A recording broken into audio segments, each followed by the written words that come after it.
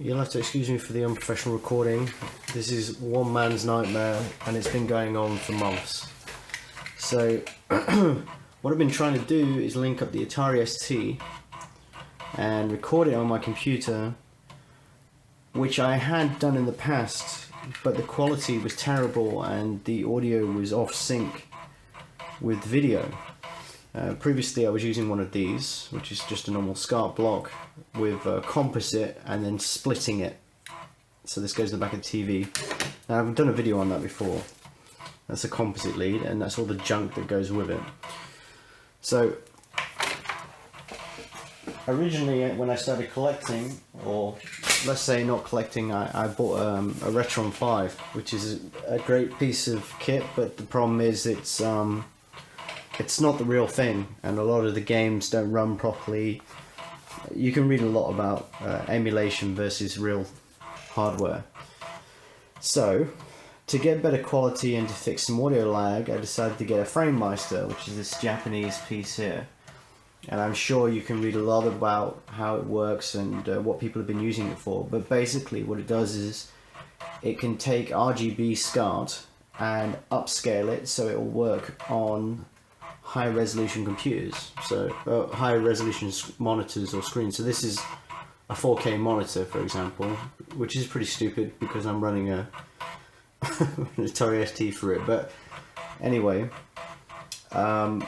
there's tons of issues that you can have, and I just had a nightmare trying to find all the solutions, and today I've managed to fix it. So in basic, the Framemeister comes with what's called a SCART, I think it's J21, which is here, and sorry, which looks identical to a European female SCART, and you can't use that because if you do you'll cause over voltage issues and you can end up damaging your machines. So this is a European converter that goes in the front here. And then this is the RGB SCART, which is connected to the Atari ST. So as you can see, that's... And then what it's doing is it's coming out of HDMI. It's then going into the back, being split. And then one's going to the PC for recording, and one's going to the monitor so I can actually play. So for example, if I move the mouse here... Oh no, I have to click. Oh, it's loading. So now you can see you get no lag, which is fantastic, and then you can play and it'll record.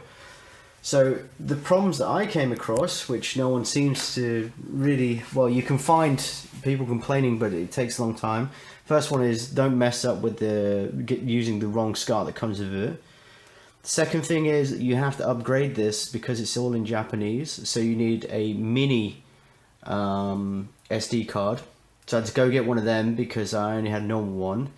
Download the software, which I'll give a link to someone else that describes it better. And then you need to flash it.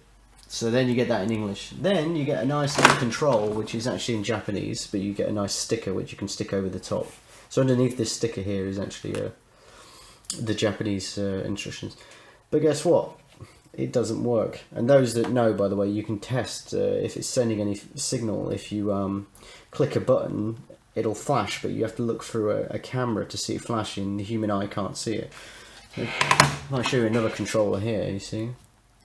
So I can see it flashing, but I can't see it if I look at it with my eyes, but I know it works if I look through the camera. So apparently it's quite common that the control doesn't work, and I had to buy another one and I'm waiting for it to arrive, which means I have to do everything manually in the Framemeister, which means like zooming in and stuff like that. There's loads of stuff you can do with the Framemeister, changing the quality, adding scan lines. It's a pretty fantastic piece of hardware considering it actually it feels very bad quality. It's like cheap plastic.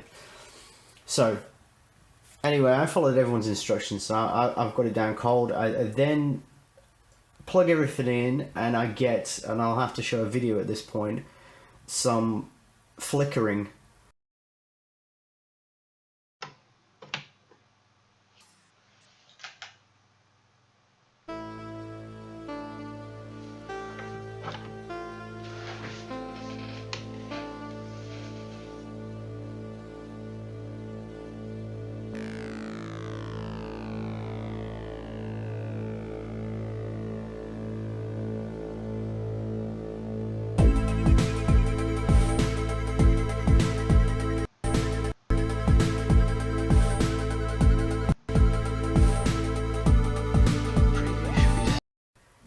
the flickering was happening, even cutting the video at some occasions, and there was no one could tell me what the problem was. After some trial and error of plugging stuff in and out, I kind of broke it down to the fact that it's either the actual splitter that I bought, and then I looked online. Actually, splitters, there's not much to it. So even if I did buy a cheap one, I didn't think it was that.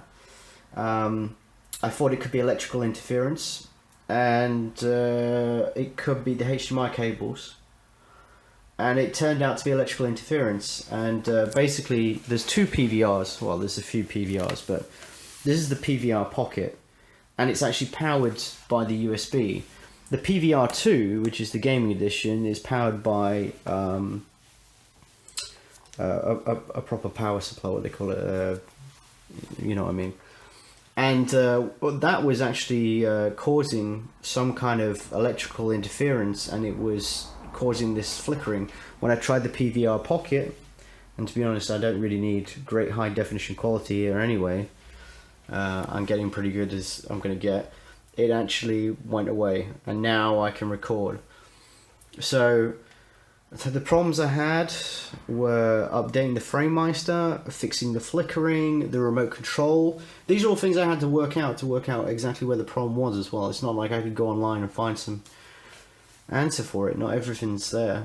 And I can now record the Atari ST, along with all the other games that I've been planning on recording for a while, and some other machines. Like I wanted to play Shenmue again, and for stupid sake, I'm doing it on a 4K monitor, which to be honest, I think it's pretty stupid, because it's probably more work for the Framemeister, and I've also got to zoom in, but to be honest, it does look great. I'm actually going to play this for a bit now, because I've been waiting to play this game for a while, and then I'm going to take a break, because I'm not joking, it probably took days and days and days of trying, and whenever you see everyone else's videos, everything works fine, but so if you get electrical interference, if you get flickering, it's probably some kind of electric, and you need to try maybe the PVR Pocket. There may be something else, maybe a different splitter would have fixed it as well. And that's it. If you've got any questions, let me know. I probably came across the same problem. Okay, thanks. Okay, so this is the game. The idea is you have to find Lionel's blanket, and what I'm showing is how to complete it. It took me a while when I was a kid, but behind here you'll find a hidden item, which is a typewriter. Every item in this game has a purpose, and for a long time I didn't actually find this typewriter. I thought there was only one way to complete it, but there's actually two, and I'm just going to show you the quickest way first, the way that works. So you give this letter to Charlie Brown, he disappears and goes and posts it. You'll see that I'm actually running through this completion, because Right, so as a test, I took a game that I played before, and now I'm playing it on upscaled. And yeah, fucking hell, it looks amazing. Well, it looks amazing compared to what I was playing on. So I should have the video somewhere on my laptop to show what it looked like on Composite compared to what it looks like now.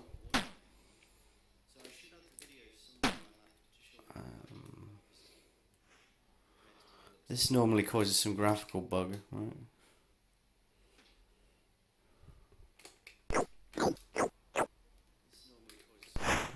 Oh, no. Man, it looks great. All the colour, everything's coloured in.